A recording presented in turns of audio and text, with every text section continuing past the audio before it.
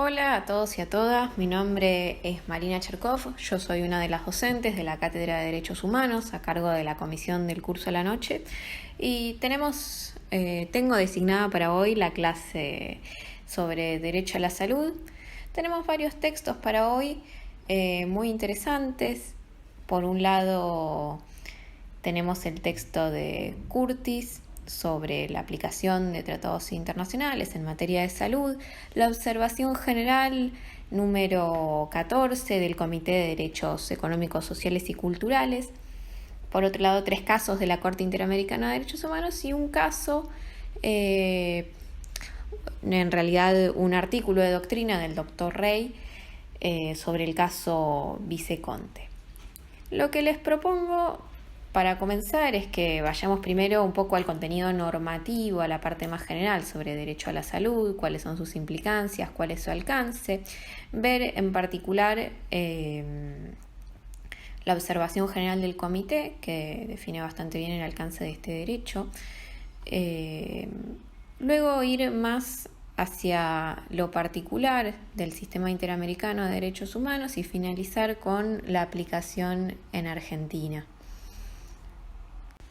Lo primero que nos tenemos que preguntar, me parece, para ponernos un poco en contexto, es ¿qué es la salud? La salud hace mucho tiempo que se encuentra definida y que se discute, sobre todo en el seno de una organización internacional, que es la OMS, la Organización Mundial de la Salud, que ya en su constitución de 1946, en su preámbulo, se definía a la salud como un estado de completo bienestar físico, mental y social, y no solamente la ausencia de afecciones y enfermedades. Prestemos atención a este componente social y también hay que resaltar que en ese momento, en el preámbulo, se hablaba de que el goce del grado máximo de salud que se pueda lograr es uno de los derechos fundamentales de todo ser humano, sin distinción de ningún tipo, sin ningún tipo de discriminación. Y presten atención a este goce del grado máximo de salud y que no se habla de un completo estado de salud, que lo vamos a retomar más adelante. El derecho a la salud aparece consagrado en varios instrumentos internacionales. Por un lado, en la Declaración Universal de Derechos Humanos se la menciona a la salud como parte del derecho a un nivel de vida adecuado, en su artículo 25. La formulación más completa, que ahora la vamos a retomar en la observación del comité, está en el artículo 12 del Pacto Internacional de Derechos Económicos, Sociales y Culturales. Y luego tenemos otros tratados en el marco universal, la Convención Internacional sobre la eliminación de todas las formas de discriminación racial, trata el derecho a la salud, también la Convención CEDAW de eliminación de todas las formas de discriminación contra la mujer, así como también la Convención sobre Derechos del Niño, son convenciones, digamos, específicas. Y luego tenemos algunos instrumentos regionales, como la Carta Europea, la Carta Social Europea, la Carta Africana de Derechos Humanos y de los Pueblos, y el más importante para nosotros, el protocolo adicional a la Convención Americana sobre Derechos Humanos en materia de derechos económicos, sociales y culturales, en su artículo 10, el protocolo de San Salvador. Y acá es llamativo, vamos a ver y vamos a retomar más adelante, que en la Convención Americana no hay ninguna provisión, ninguna disposición específica sobre el derecho a la salud. Sin embargo, la Corte Interamericana, como lo vamos a ver ahora cuando veamos los casos contenciosos que tenemos para hoy, lo ha derivado de distintos artículos. Por un lado, de una forma tradicional, como lo hizo siempre, del artículo 4 y 5 de la Convención, es decir, del derecho a la vida, tomándolo como el derecho a la vida digna, y también del artículo 5 que trata la integridad personal. Más recientemente, de una forma más moderna, se lo ha derivado, lo vamos a ver con Poblete Vilches, del artículo 26 de la Convención Americana, que habla del desarrollo progresivo. ¿Y por qué el desarrollo progresivo?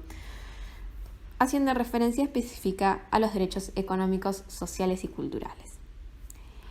Es que en efecto, el derecho a la salud se enmarca dentro de los denominados DESC, derechos económicos, sociales y culturales, con todo lo que ello implica: el desarrollo progresivo, la prohibición de la regresividad,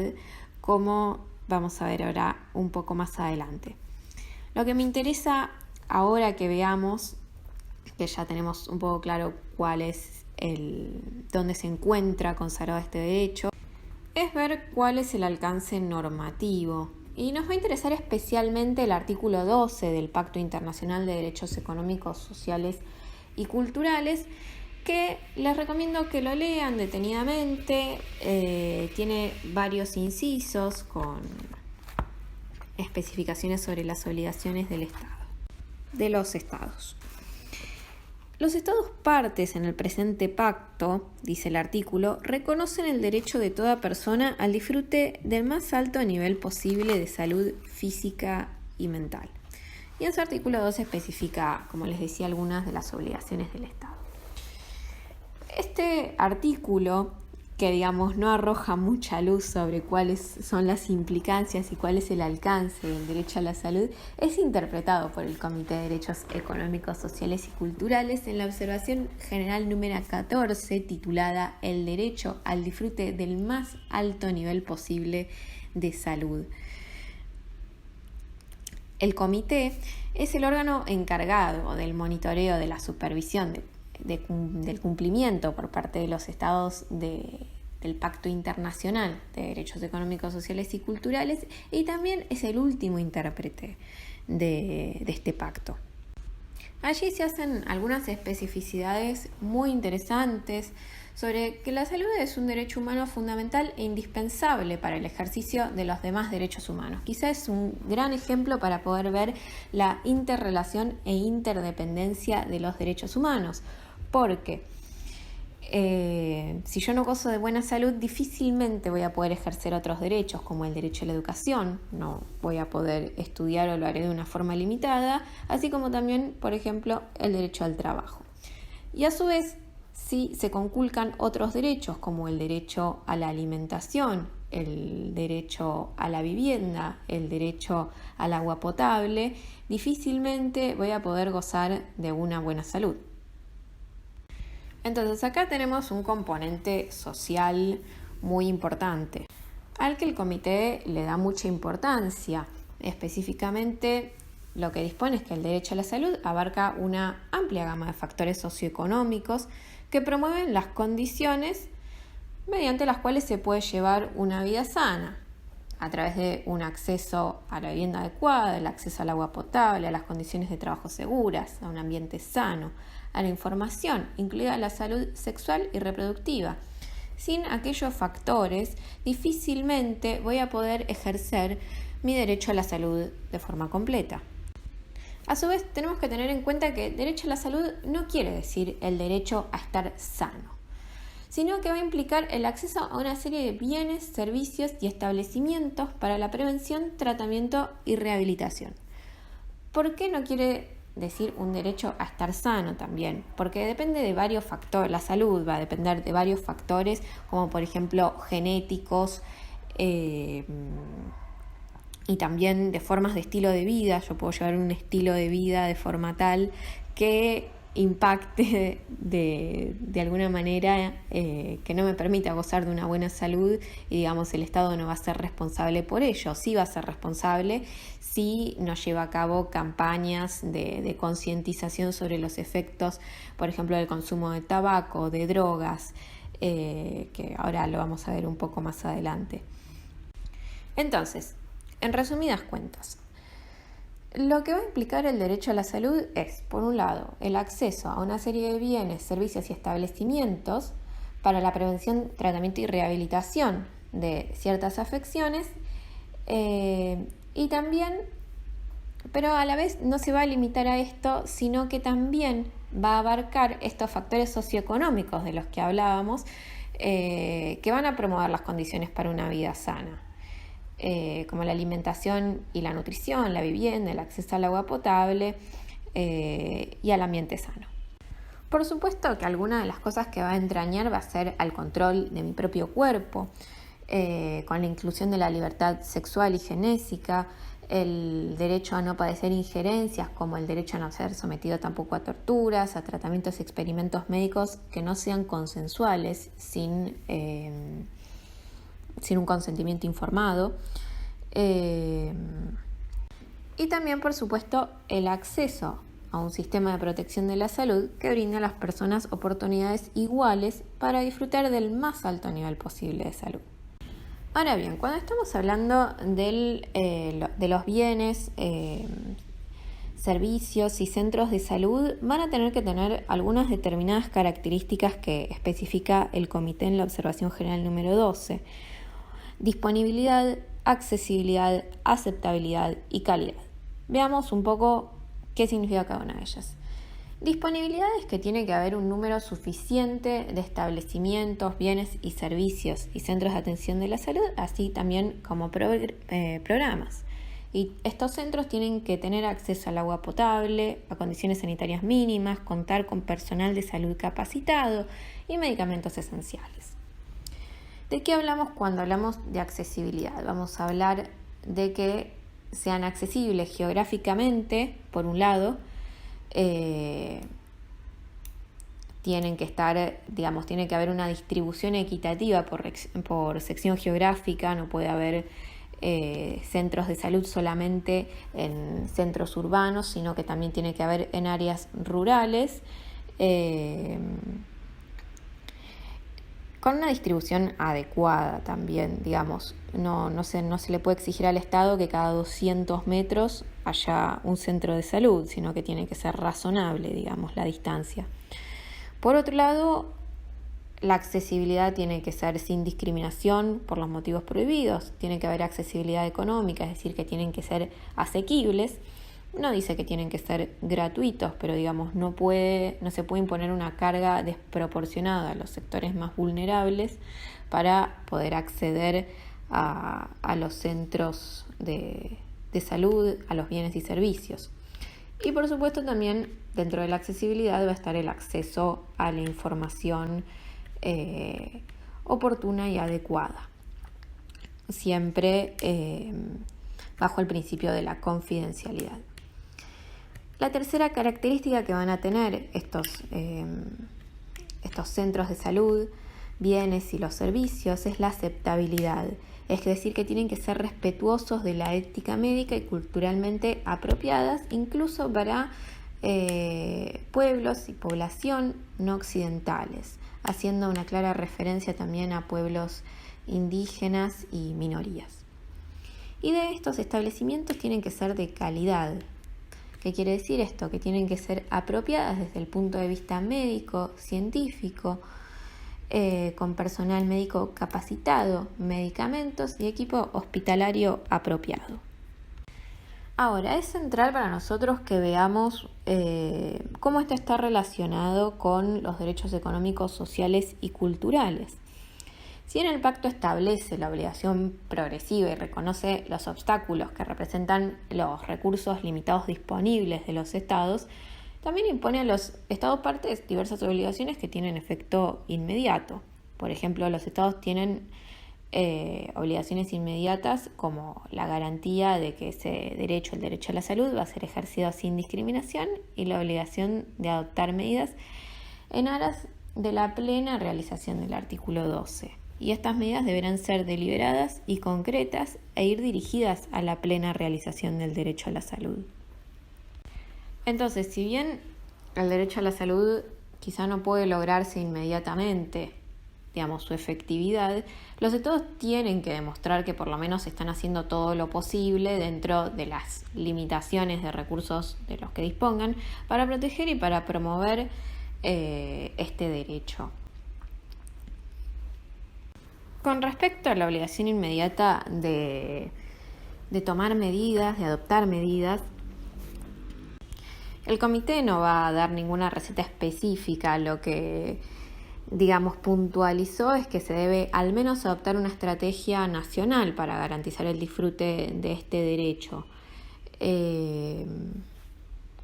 Por otro lado, como vieron en anteriores clases, también hay una obligación mínima básica de cada derecho que los estados tienen que cumplir con respecto a los derechos económicos, sociales y culturales. Es decir, un nivel esencial mínimo.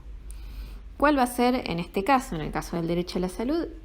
Por un lado, el derecho de acceso a los establecimientos, bienes y servicios de salud sin discriminación, especialmente para los grupos en condiciones de vulnerabilidad socioeconómica. Por otro lado, el acceso a alimentos esenciales mínimos aptos para el consumo y suficientes desde el punto de vista de la calidad nutricional,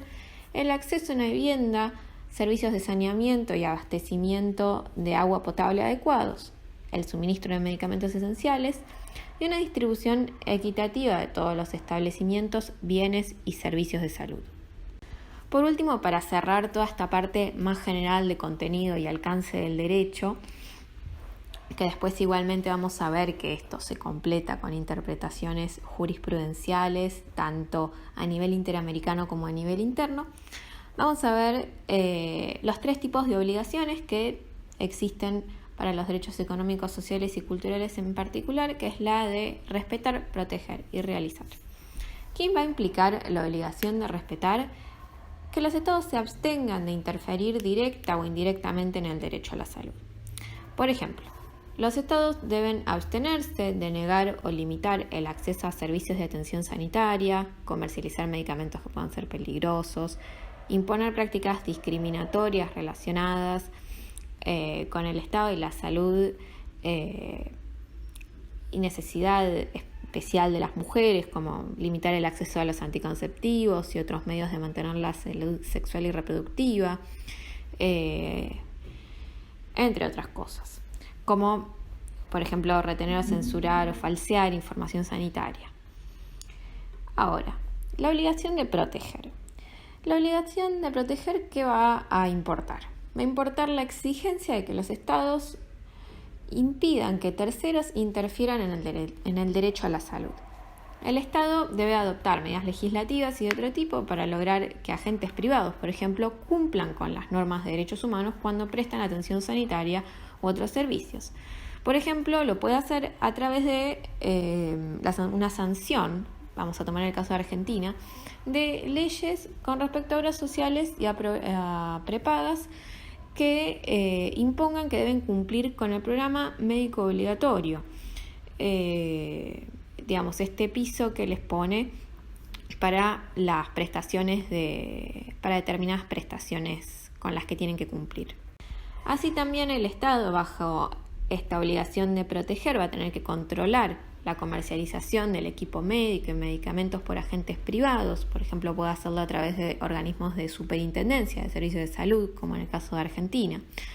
Y velar porque la privatización no represente una amenaza para la disponibilidad, accesibilidad, aceptabilidad y calidad de establecimientos. Va a implicar también que debe proteger a las personas de actos de terceros que puedan atentar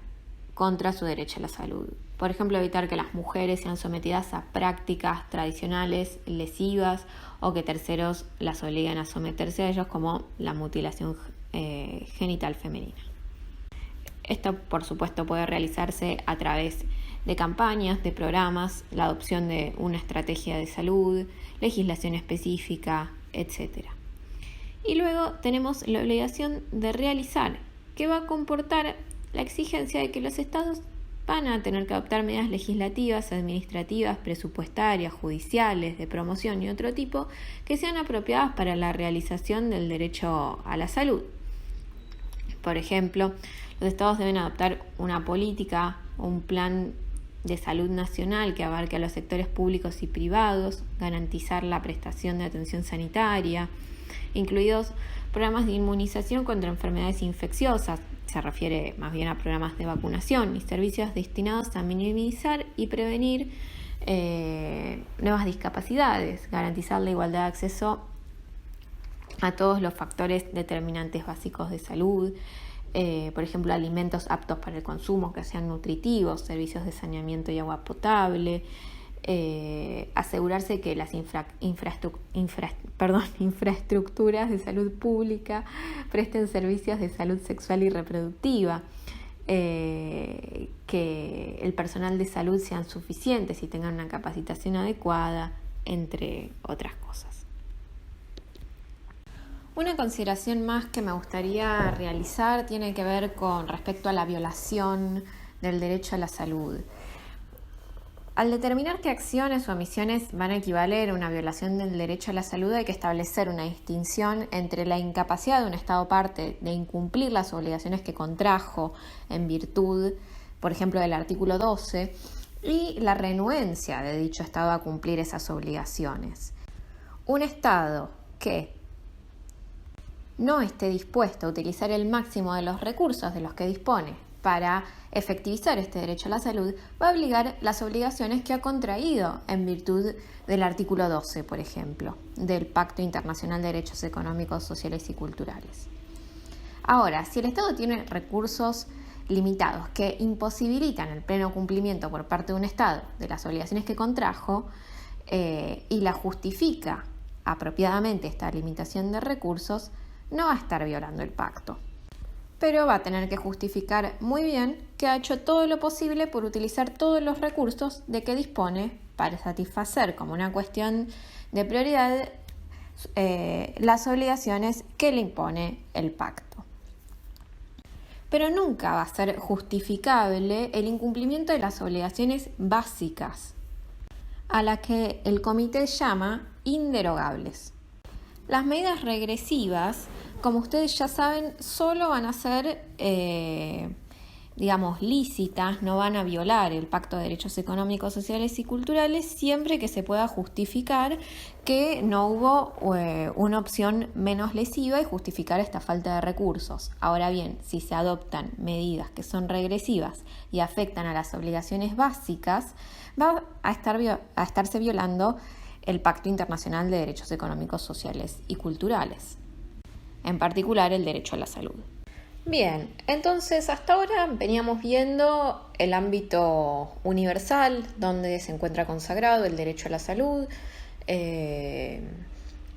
y cómo lo interpreta el Comité de Derechos Económicos, Sociales y Culturales. Ahora vamos a pasar al ámbito interamericano, que como yo les adelanté al principio, no existe en la Convención Americana sobre Derechos Humanos un artículo que consagre directamente el derecho a la salud. Sí, en el Protocolo de San Salvador, en el protocolo adicional a la Convención Americana, en el artículo 10, pero la Convención Americana no lo trata. Entonces, la Corte, en los casos contenciosos, donde va a tratar el derecho a la salud, la violación por parte de los estados, lo va a derivar en particular de dos artículos, del artículo 4 del derecho a la vida, que lo trata como el derecho a la vida digna, y también del artículo 5 de la integridad personal.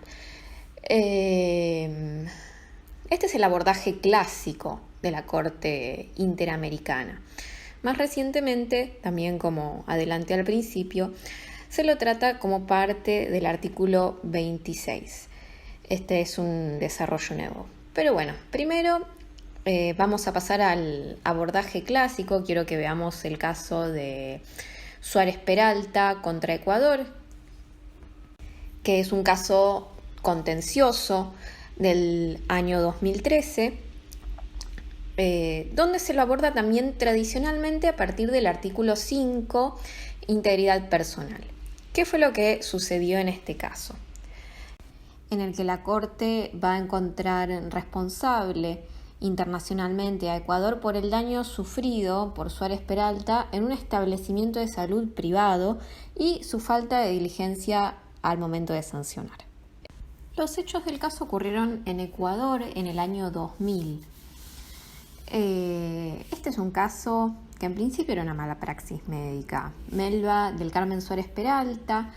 concurrió a una clínica, a la clínica Minchala, que era un policlínico que dependía de la Comisión de Tránsito, por fuertes dolores abdominales. Allí ella fue diagnosticada con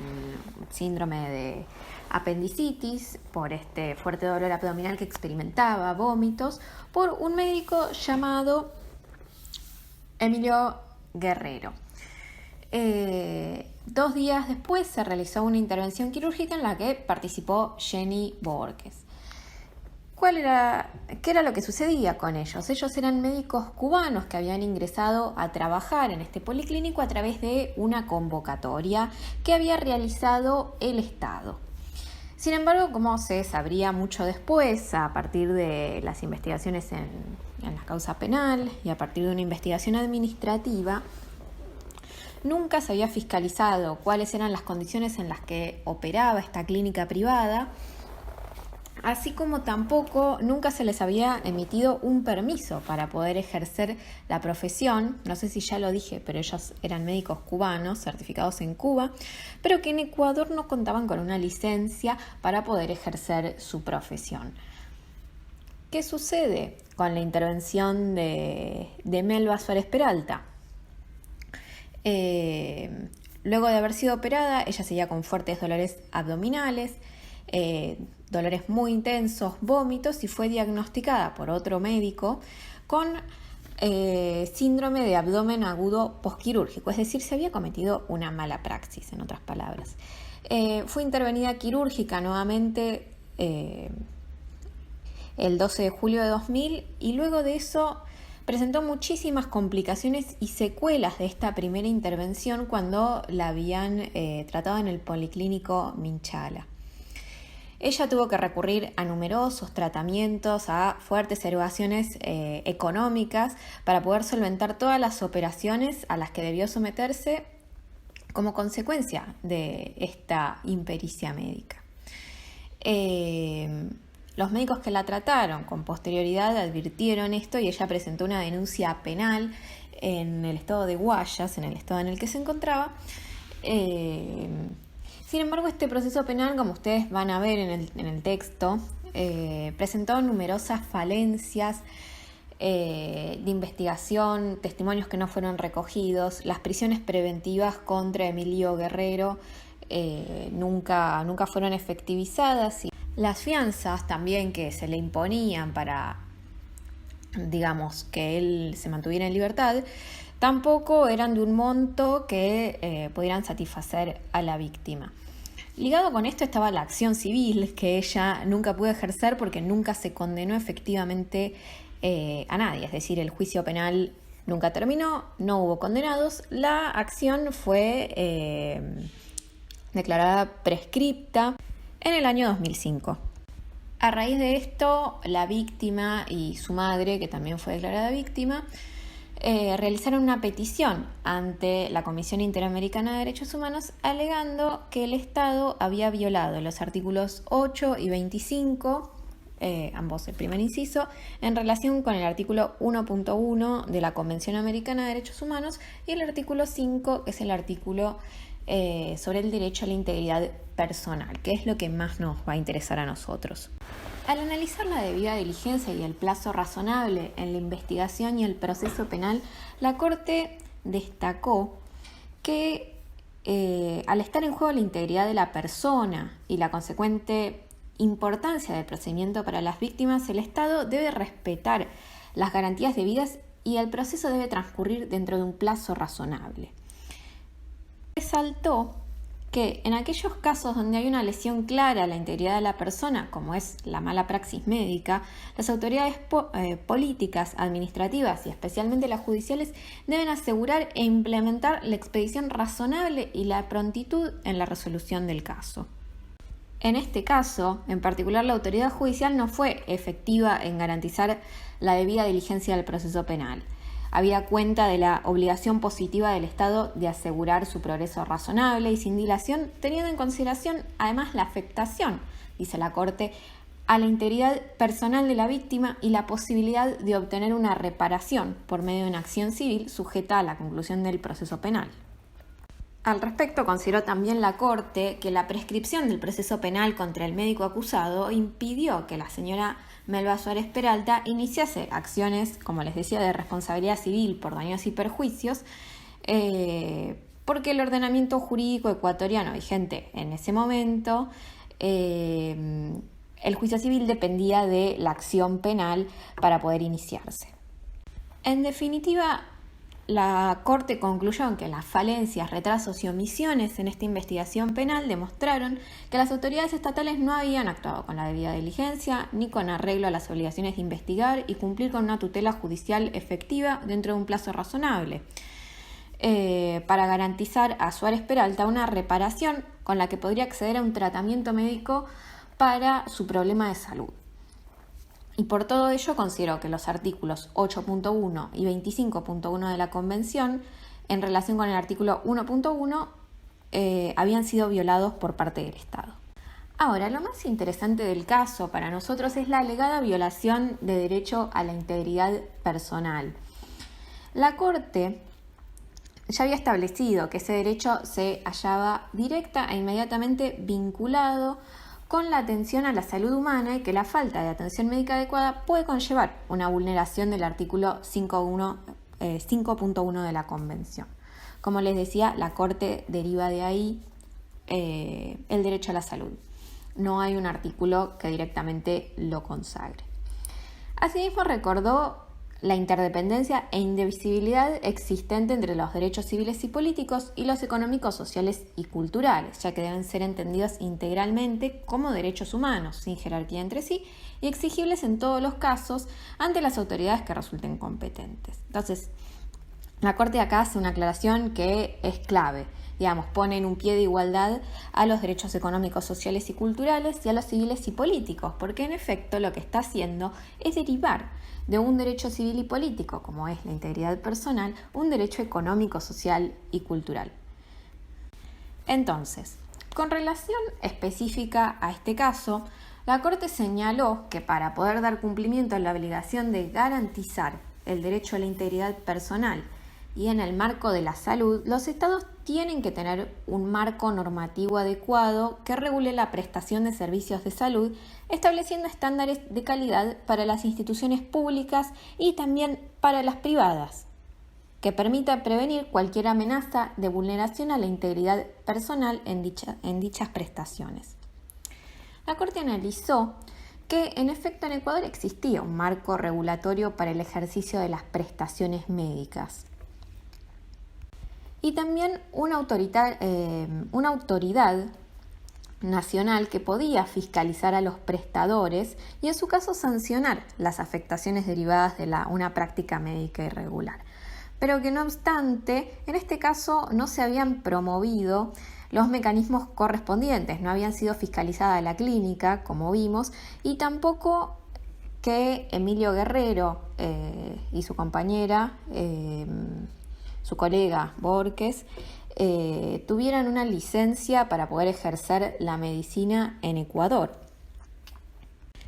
Por ende, se destacó que la obligación de fiscalización estatal comprende tanto a servicios prestados por el Estado, directa o indirectamente, como a los ofrecidos por particulares.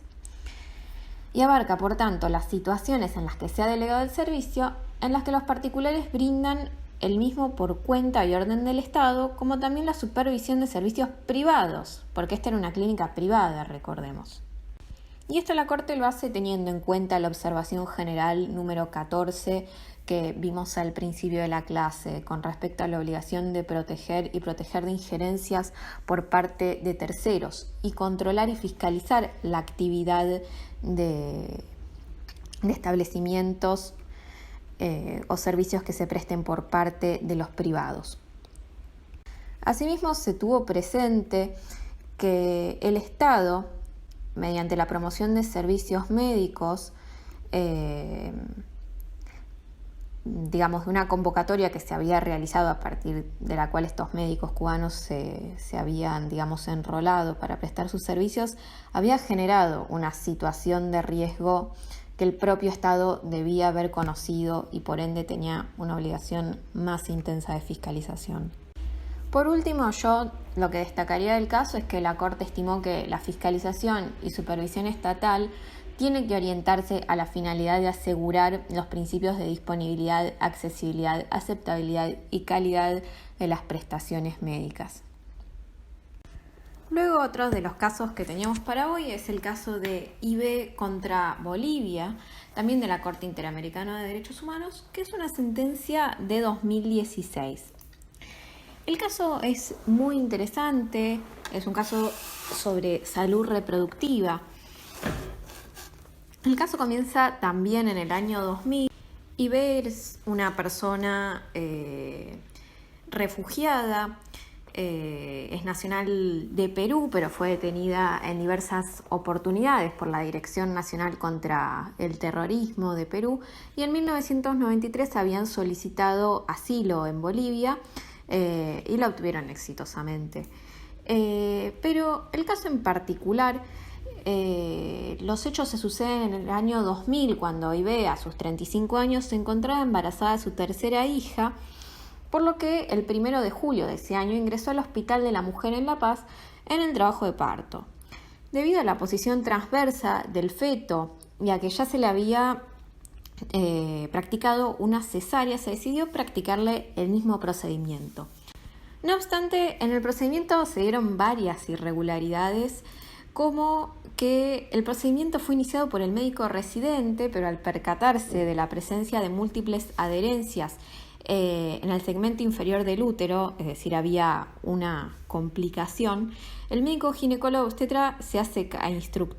cargo de la cirugía, y una vez realizada la cesárea, la señora Ibe se le practica una ligadura de trompas de falopio. El médico que la realizó hizo constar en la historia clínica que se realizaba este procedimiento para salvaguardar la vida futura de la madre y que se le había comunicado a Ibe durante la operación, es decir, durante la cesárea se le comunicó verbalmente que se le iba a realizar una ligadura de trompas de falopio, que cabe aclarar en este punto que es un procedimiento de esterilización que para la mujer es irreversible, por lo cual Ibe ya no podría tener hijos. Y supuestamente ella habría aceptado. Asimismo, también luego se hizo constar y se afirmó durante las diversas investigaciones que se llevaron a cabo que, habiéndose buscado al padre, al marido de Ibe, en este momento exmarido, para solicitar su consentimiento, no se le encontró, y por lo tanto se decidió igualmente realizar este tipo de procedimiento. Por supuesto que con posterioridad Ibe y su marido dijeron que ellos no habían prestado su consentimiento para que se realizase el proceso de esterilización y realizaron una denuncia penal. A raíz de ello se realizaron auditorías médicas sobre la clínica, sobre el Hospital de la Mujer en La Paz. En la segunda de estas auditorías se afirmó, el Comité Departamental de Auditoría Médica afirmó que el procedimiento se realizó de manera profiláctica y en preservación del futuro bienestar materno, y respaldaba plenamente el informe elaborado por el Comité de Auditoría Médica Hospitalaria. La tercera auditoría médica que se realiza, por el contrario, afirmó que no existía una justificación porque la existencia de múltiples adherencias no constituye un riesgo para la vida de la madre y que la histerectomía de ninguna manera justificaba la ligadura de trompas tampoco. No existía un consentimiento preoperatorio escrito y firmado para esa cirugía, y también encontró que había múltiples inconsistencias en el reporte de comunicación a la paciente. En fin, en el procedimiento administrativo hubo muchas idas y vueltas, pero concluyó en el año 2003, dejando sin efecto la declaración de responsabilidad administrativa y la destitución del médico instructor, y se dispuso su sobreseimiento. De los procesos penales tampoco se obtuvo ningún resultado, habiéndose realizado 3 juicios orales y públicos distintos. Se concluyó en la extinción del proceso penal, con lo cual tampoco se condenó a los responsables. La Corte Interamericana, en definitiva, declaró que el Estado de Bolivia era responsable por la violación a los derechos a la integridad personal, a la libertad personal, a la dignidad, a la vida privada y familiar, de acceso a la información también y a fundar una familia. Todos ellos reconocidos en la Convención Americana sobre derechos humanos y también el artículo 7 A y B de la Convención Belém do Pará. En particular, también vamos a ver en este caso que el derecho a la salud lo va a derivar con distintas consecuencias que ahora vamos a especificar del artículo 5.1, es decir, relacionándolo con respecto a la integridad personal. Es un caso muy largo, yo les recomiendo que lean los párrafos que tienen señalados para leer de forma obligatoria. Yo voy a pasar a señalar algunos de los estándares más importantes del caso. Con respecto a la integridad personal, lo que se establece, lo que marca la Corte es que los servicios de salud tienen que contar con estándares de calidad, garantizando no solamente el acceso, sino que todos deben gozar de igualdad de oportunidades para disfrutar del más alto nivel de salud posible. Y que cada individuo tiene que tener la libertad para controlar su salud y su cuerpo y derecho a no padecer injerencias, no ser sometido a torturas, en este caso en particular a no ser sometido a la esterilización forzada. Y que existe una conexión entre la integridad física y psicológica con la autonomía personal y la libertad de tomar decisiones sobre el propio cuerpo. Y eso exige que el Estado asegure y respete las condiciones y elecciones hechas de forma libre y responsable. Y este es el estándar más interesante que tiene el caso, que es el derecho al consentimiento informado, que está relacionado con el artículo 13 de la Convención Americana de Derechos Humanos, que es el acceso a la información. Que en materia de salud, como decíamos al principio de la clase, tiene que ser oportuna, completa y fidedigna y debe realizarse de oficio, es decir, que tanto el personal de salud debe informar de forma previa cuáles son los procedimientos que se van a realizar por motus propio, sin necesidad de que la persona solicite esta información cuando se está, por ejemplo, frente a un procedimiento médico. Y esto tiene que ver con lo que la Corte llama una obligación de transparencia activa, que es el derecho a la información que adquiere un carácter instrumental para lograr la satisfacción de otros derechos. Ahora bien, este derecho al acceso a la información del artículo 13, que va a derivar en este derecho al consentimiento informado, digamos, el consentimiento informado no está reconocido en la Convención Americana y la Corte lo deriva del análisis del Corpus Juris Internacional, más la Convención de Viena sobre el derecho de los tratados y el artículo 29 sobre interpretación de la Convención Americana. Iba a decir, es una conditio sine qua non de la práctica médica, es decir, es esencial. Y tiene que ver con la relación desigual de poder médico-paciente, porque el médico tiene mucho más conocimiento que el paciente y el paciente frente al médico se va a encontrar, como sucedió en el caso de IB, en una situación de vulnerabilidad, contando con menor información. Entonces, este consentimiento informado va a implicar una decisión previa de aceptar o someterse a un acto médico en un sentido amplio, obtenida de manera libre, manifestada después de obtener una información adecuada, completa, fidedigna, comprensible, accesible y que haya sido realmente comprendida. Esto es clave. Entonces, si bien este es un caso muy largo que abarca muchas cuestiones como el derecho a la dignidad, a la integridad personal, una vida libre de violencia, la no discriminación, lo que tenemos que retener en particular del estándar proporcionado por este caso, sobre todo, es el derecho al consentimiento libre e informado, que fue lo más novedoso del fallo de IB contra Bolivia. Luego, para hoy también teníamos otro caso también muy interesante, Poblete Vilches y otros contra Chile, que es el caso de una persona que era un adulto mayor. Y como les vengo adelantando desde el principio de la clase,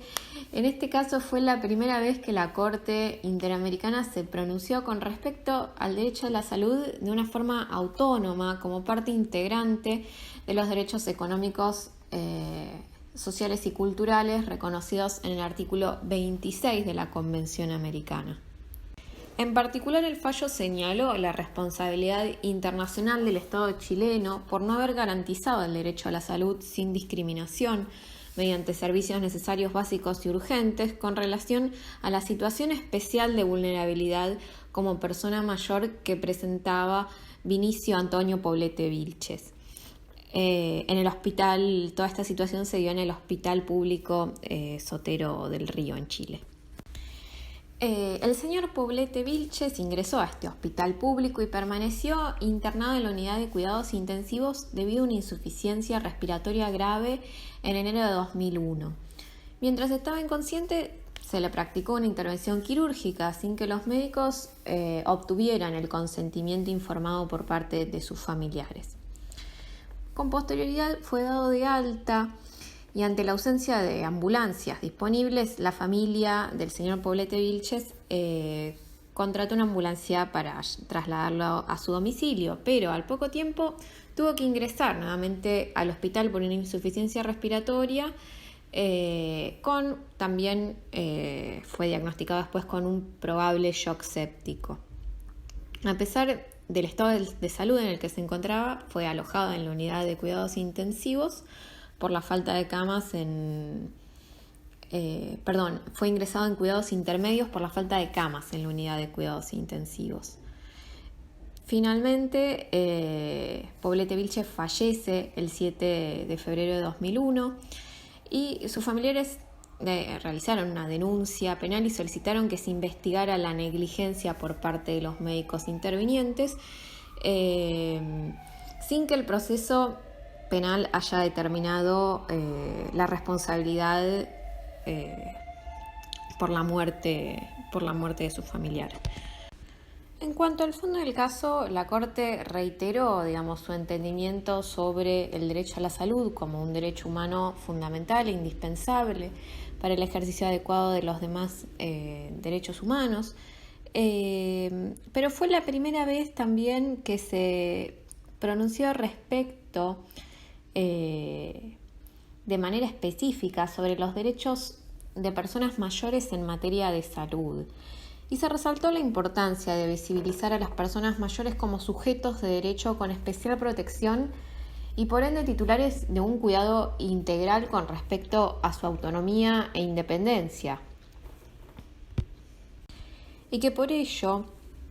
como grupo en situación de vulnerabilidad, existe una obligación reforzada de respeto y de garantía de su derecho a la salud, lo cual se traduce en una obligación de brindarles las prestaciones de salud que sean necesarias de manera eficiente y continua. Por ello, el incumplimiento de esa obligación surge cuando se le niega el acceso a la salud o no se garantiza su protección, pudiendo también ocasionar una vulneración de otros derechos. En este sentido, se determinó que la edad es también una categoría protegida por la Convención Americana. La prohibición de discriminación relacionada con la edad cuando se trata de personas mayores se encuentra tutelada y por ende comporta, entre otras, la aplicación de políticas inclusivas para la totalidad de la población y un fácil acceso a los servicios públicos. Respecto del derecho a la salud en el caso concreto, la Corte analizó estos dos ingresos al hospital y determinó que existieron diversas omisiones a la luz de los estándares de calidad, disponibilidad, accesibilidad y aceptabilidad. Del marco fáctico se desprendía que en este segundo ingreso existía una urgencia de las prestaciones de salud requeridas en el caso, cuya dispensa de forma inmediata resultaba de carácter vital. El paciente fue puesto en una unidad de cuidados intermedios cuando requería cuidados intensivos. Por lo tanto, se comprobó que se requería asistencia médica urgente y de calidad y el sistema de salud pública no se lo proveyó. Por lo que la situación, en efecto, derivó en una discriminación por su condición de persona mayor. Y tampoco se comprobó que el Estado haya garantizado servicios de salud que cumplieran con los estándares de calidad referidos, por lo que incumplió un deber de otorgamiento de medidas básicas, es decir, de obligaciones de carácter inmediato relacionadas con el derecho a la salud en situaciones de urgencias, y la Corte en este punto cita al artículo 26. Bueno, yendo al plano nacional en cuanto al derecho a la salud, vamos a volver un poco en el tiempo y vamos a pensar previo a la reforma del 94, donde no existía en nuestro ordenamiento jurídico un derecho a la salud. Sí aparecía en el artículo 14, incorporado por la reforma de 1957, un derecho a la seguridad social y al seguro social obligatorio, pero no una referencia explícita a la salud. A partir de la reforma del 94, sí aparecen dos derechos constitucionales en los artículos 33, de donde se podía derivar un derecho implícito, como llamaron los tribunales, pero que era poco fiable porque no hacía una referencia específica a la salud, y del artículo 42 de la Constitución Nacional, pero que la salud aparece vinculada directamente al consumidor. Ahora bien, como venimos viendo con el artículo 75, inciso 22, sobre las facultades del Congreso y la jerarquía constitucional que se le otorga a una serie de tratados de derechos humanos, que son estos que venimos viendo a lo largo de la clase, entre ellos la Convención Americana, el Pacto Internacional de Derechos Económicos, Sociales y Culturales, la Declaración Americana, allí sí existían provisiones que permitieron el comienzo del litigio en materia de salud, muy resistido al principio porque no existía el pensamiento que nosotros tenemos hoy, que estos eran derechos exigibles porque eran derechos económicos, sociales y culturales, con la creencia de que esto le demandaba al Estado y a las partes que pudieran exigir, que se les pudiera exigir una gran erogación presupuestaria. El texto de Curtis que tienen para hoy sobre la aplicación de tratados e instrumentos internacionales sobre derechos humanos y la protección jurisdiccional del derecho a la salud es bastante largo, tienen muchos casos, les recomiendo su lectura detallada. Yo solamente les voy a dar algunos lineamientos para que les resulte un poco más fácil la lectura. La primera parte habla de los instrumentos internacionales y su incorporación del derecho a la salud como un derecho de raigambre constitucional, que no es más que esto que yo les acabo de mencionar, y luego la aplicación jurisprudencial de los instrumentos internacionales de derechos humanos para identificar el derecho a la salud y determinar su contenido. Quizá lo más importante es que lean en resumen los primeros casos, como Campodónico de Bevilacqua, el fallo de Asociación Bengalesis, asociación que es un amparo colectivo sobre el derecho a la salud, una asociación que litigaba por la provisión de medicamentos contra el VIH y el síndrome de inmunodeficiencia adquirida, SIDA, donde la Corte Suprema lo que termina resolviendo es que el derecho a la salud no solamente le conlleva al Estado obligaciones negativas, sino también obligaciones positivas, que en este caso van a cristalizarse en la provisión de medicamentos para combatir este virus y este síndrome.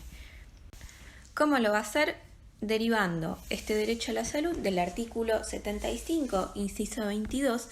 y entre ellos, digamos, los que están incorporados a nuestro derecho interno, el artículo 12c del Pacto Internacional de Derechos Económicos, Sociales y Culturales, va a citar a la Convención Americana de Derechos Humanos, sobre Derechos Humanos, también al Pacto Internacional de Derechos Civiles y Políticos,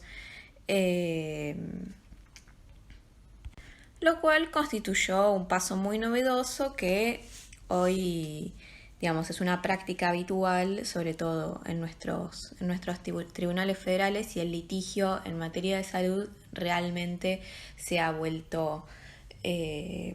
digamos, ha tenido una gran hipertrofia. Luego también, en materia de salud, como decía Sebastián en el audio introductorio, vamos a tener tantos casos como patologías distintas existan. Existen leyes específicas, no solamente, digamos, hoy por hoy se litiga a través del derecho internacional, de estas provisiones internacionales, sino que existen leyes con respecto a distintas patologías. Solo por mencionar algunas, como las patologías del espectro autista, la celiaquía, la salud mental, entre otras. Luego, en una segunda parte del texto habla sobre las obligaciones de sujetos no estatales participantes del sistema sanitario.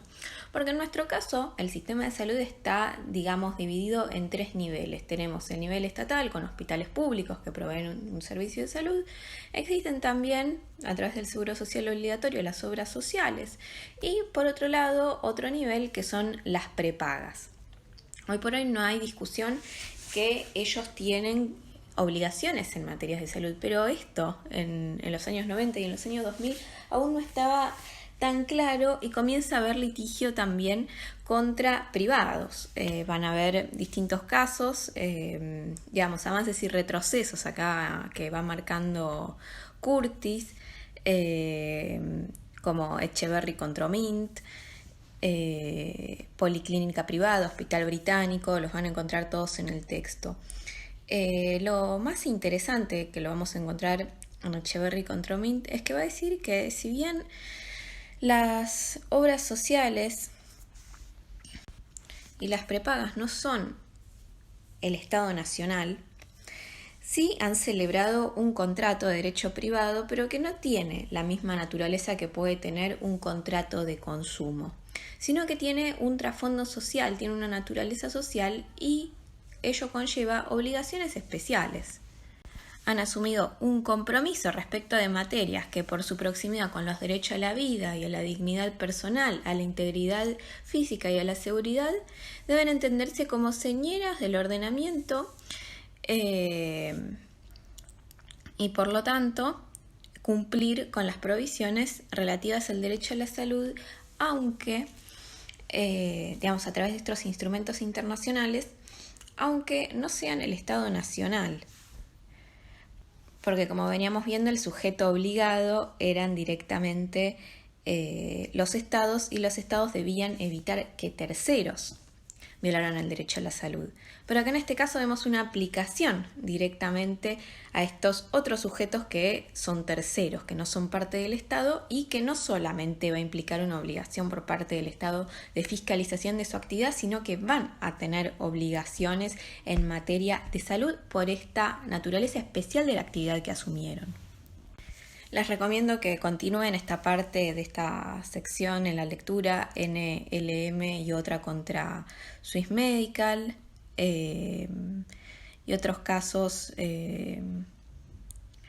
Martín Sergio Gustavo contra Fuerza Aérea Argentina, porque si no esta clase va a ser más larga de lo que ya es, pero tengan en mente esos conceptos. Sobre todo hagan hincapié cuando lean en cuáles son las obligaciones inmanentes para el Estado argentino y también para terceros que se van a encontrar obligados. Sobre todo, Curtis habla del fenómeno del litigio en materia de salud, que si bien, como les decía, existe una gran, yo lo llamé hipertrofia, quizá una multiplicación, y hoy no es algo raro citar instrumentos de derechos humanos. En su momento, este texto es bastante viejo, en su momento fue muy novedoso y era,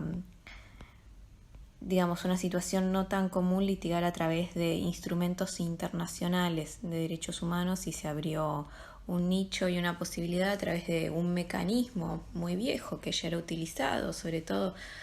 para el litigio a nivel individual, como es el recurso de amparo. Y esto nos lleva también a ver sus limitaciones y los problemas de limitar con una herramienta que no pensaba para este tipo de casos, lo que nos va a llevar a ver Viceconte, que es un caso muy interesante, con un texto del profesor Rey.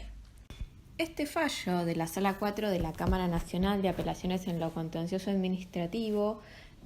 Viceconte contra Ministerio de Salud y Acción Social, es del año 1998. El proceso había sido iniciado en 1996 a raíz de una acción de amparo interpuesta por María Cecilia Viceconte por su propio derecho, con el patrocinio letrado de la práctica profesional de la Universidad de Buenos Aires y el CELS. La actora vivía en la localidad de Azul, ubicada al sur de la provincia de Buenos Aires, una zona donde se encontraba afectada por una enfermedad regional endemoepidémica llamada fiebre hemorrágica argentina o mal de los rastrojos.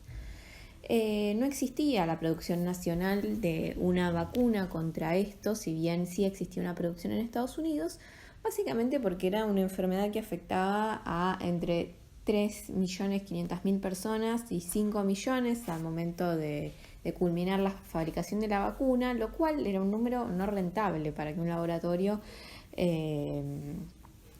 realizara, digamos, la producción para inmunizar contra este tipo de enfermedad.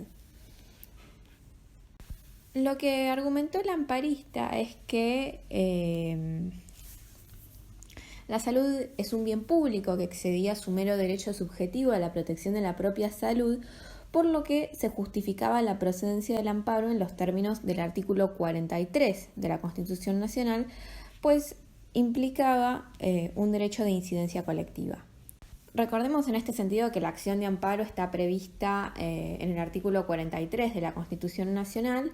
el cual dispone que toda persona puede interponer una acción expedita y rápida de amparo, siempre que no exista otro medio judicial más idóneo, contra todo acto u omisión de autoridades públicas o particulares que en forma actual e inminente lesione, restrinja con arbitrariedad o ilegalidad manifiesta derechos y garantías reconocidos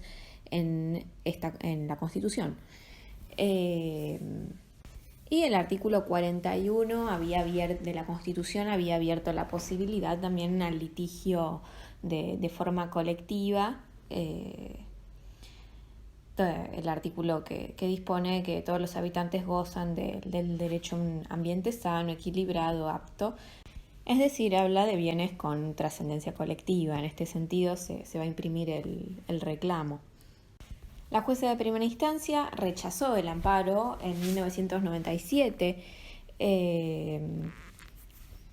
con los argumentos de que al momento de dictar sentencias se estaban tomando provisiones a fin de producir en el país la vacuna, que la vacuna se encontraba en etapa de investigación.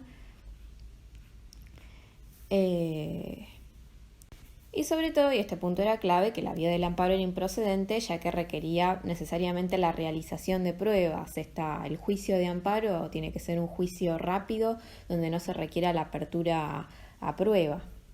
Tiene en sí un marco muy, muy limitado. Ahora, los peticionarios apelan esta sentencia y la Sala Cuarta de la Cámara Nacional de Apelaciones en lo Contencioso Administrativo Federal sí dicta una resolución favorable. En particular señalaron que el activismo judicial se pone de resalto con cita de los precedentes de la Corte Suprema, que la función judicial no se agota en la letra de la ley, sino que no debe olvidarse la efectiva y eficaz realización de un derecho, y para ello debe atenderse, antes que un criterio formalista, la vigencia de los principios que amparan la reforma constitucional, puntualizando sobre el artículo 41 de la Constitución que mencionábamos, y que surgen de la necesidad de proveer al bien común, considerándolo como un conjunto de condiciones de la vida social. Entonces, en resumidas cuentas, lo que determinaron era que el Ministerio en cuestión, el Ministerio de Salud y Acción Social, debía proveer todo lo necesario para que se produjera una vacuna contra la enfermedad de los rastrojos. Esto abrió, digamos, si bien la sentencia era favorable, solamente con la sentencia, como siempre decimos, no hacemos nada, con lo cual esa sentencia tenía que ejecutarse y lograr la efectiva producción, lo cual llevó unos 10 años, con muchas idas y vueltas, fijación de astreintes, de diversas audiencias con representantes del Ministerio de Desarrollo Social, y recién en el año 2007 la vacuna empezó a aplicarse a la población en riesgo. Entonces, fíjense, en 1996 tenemos la interposición de la acción de amparo. De 1998 es la sentencia, ya lleva 2 años, lo cual para un amparo es mucho tiempo, y ni hablar de que a marzo de 2007, cuando efectivamente la sentencia se cumplió con lo ordenado por la sentencia, habían pasado muchísimos años, con lo cual esto claramente excedía un poco lo que es el recurso de amparo. Ahora bien, de lo que habla el texto es del activismo judicial, en lo que claramente se inscribe esta sentencia. Esta corriente de pensamiento niega que la justiciabilidad de los derechos humanos y en particular de los derechos económicos, sociales y culturales implique una violación de la división de poderes.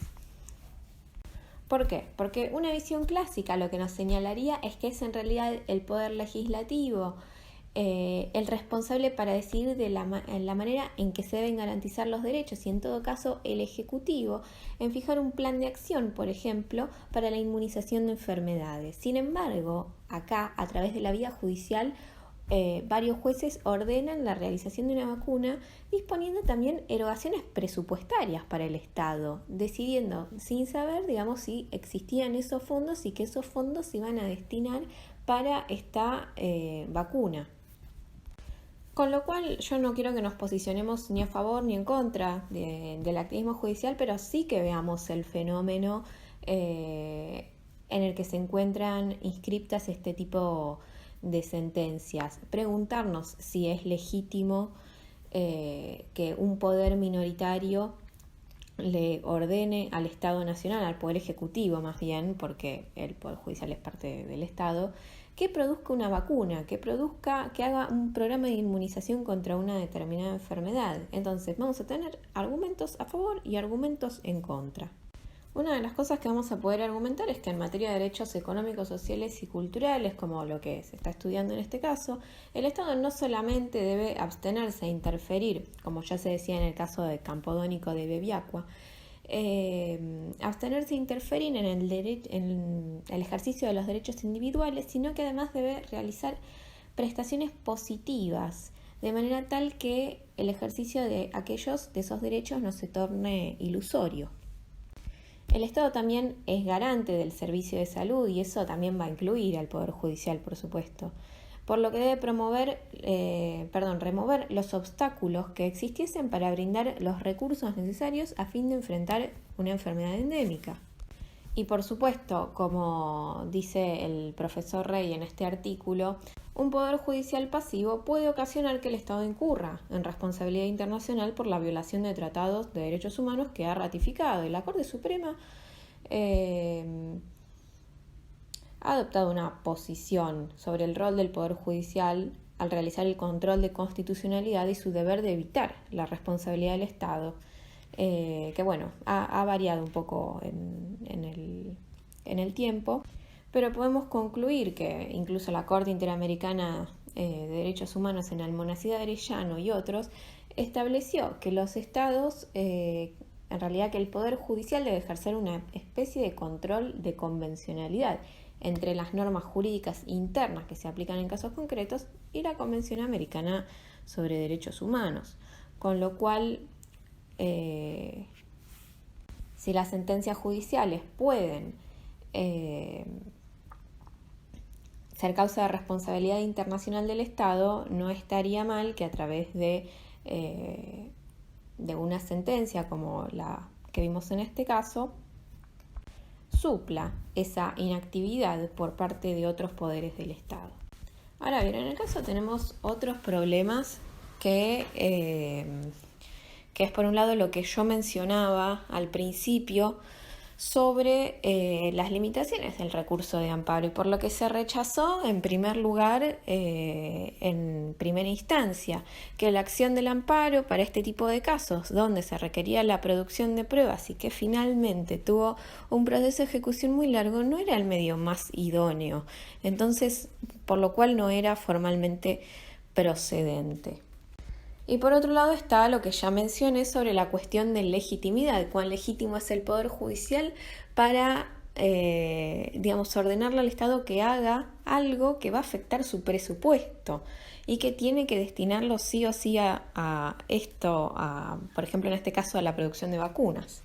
Aunque al fin sea absolutamente loable, es un punto que nosotros tenemos que tener en cuenta y preguntarnos en cuanto a la división de poderes del Estado. Lo cierto también es que en este tipo de casos va a depender sobre todo del activismo que estén dispuestos a llevar adelante los tribunales que entiendan en estas causas. En una parte del texto que me parece interesante, está en la anteúltima hoja, si no me equivoco, el profesor Rey hace hincapié, citando a Curtis y Abramovich en un texto que ustedes ya vieron en la clase sobre exigibilidad, derechos económicos, sociales y culturales, que cita: lo que va a calificar la existencia de un derecho social como derecho no es simplemente la conducta cumplida por el Estado, sino la existencia de algún poder jurídico de actuar el titular del derecho en el caso del cumplimiento de la obligación de vida. Y que la sentencia de Viceconte vino a reafirmar aquel concepto de que los derechos económicos, sociales y culturales eran derechos, en efecto derechos, porque eran exigibles. Este también es un texto de hace algunos años,